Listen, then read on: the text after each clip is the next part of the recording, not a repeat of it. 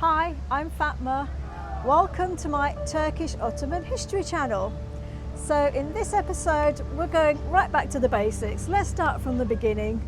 Who were the Ottomans? So the Ottomans are really the ancestors of modern Turks and Turkey. The Ottoman Empire was an Islamic empire of Sunni Muslims, and it was one of the most powerful Islamic empires in history. It was founded by Osman I, and he and his followers were called Osmanlılar, or the Osmanlus, or as we call them today, the Ottomans. And this empire started approximately the mid-1300s through to early 1900s. So that's 600 years of empire. Osman I and his followers started in Central Asia as Turkoman nomads. They had a tribal organization, tribal customs and shamanic practices.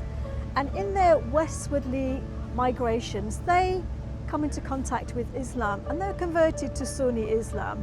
So they are now Ghazi warriors heading westwards, spreading Islam, raiding and plundering.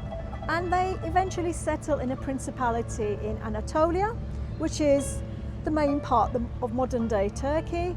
And there were many principalities at this time, but it's only the Osmanlus that actually grow and become an empire. And why was that? That was because Osman I and his son Orhan were very ambitious, and they had empire building dreams from the very start. And they were quite lucky in that their principality was the furthest west of all the other principalities. And really they were strongly affected by the Seljuk dynasty before them and the style of government and administration, and that was an example for them at the very start. So we have Ghazi warriors who are strong, they're heroic, very strong leaders, and that culture of Ghazi warrior is passed down into the early sultans. And it's Orhan, Osman's son, who's the first to use the title Sultan.